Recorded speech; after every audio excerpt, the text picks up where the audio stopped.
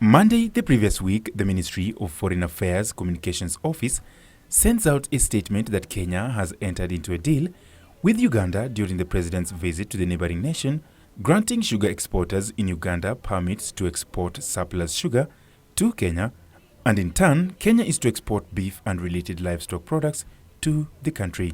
The aftermath, a bitter protest and verbal war dominated by politicians.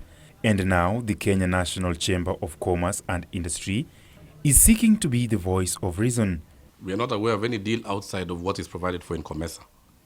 And COMESA, Articles 61 and 73 provide for protection. So those have been invoked by Kenya and used over a period of time. So outside of those, we are not aware of any specific deal that has been entered into that disfavors our sugar industry.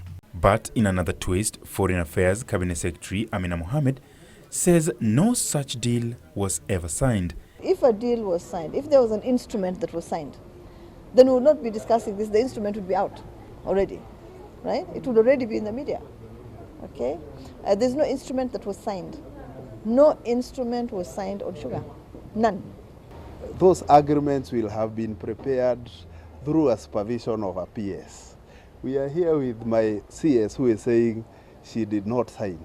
I am here looking you in the eye telling you I never prepared an agreement like that. Instead, she says trade negotiations involved enhancing export and import products between the two nations, and that the region is seeking to form a joint sugar board to monitor production as well as curb illegal importation of sugar, especially from non-COMESA nations.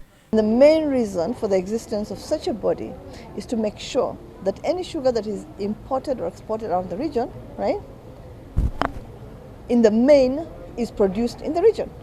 COMESA had earlier in the year extended Kenya's sugar import safeguards by a year to allow Kenya sort out the mess in the sugar industry, which has been in disarray as farmers and millers continue to count losses. What we will be doing is asking for an extension now, not under the productivity, but under infant industries. Because we have a lot of new industries coming up, they need to be given time to grow. Meanwhile, Kenya and Japan are seeking to enhance bilateral trade between the two nations through introduction of direct flights. Kenya's exports to Japan currently stand at 1.9 billion shillings, while imports from the Asian nation stand at 44.3 billion shillings. Ronaldo Willie, News Our Business.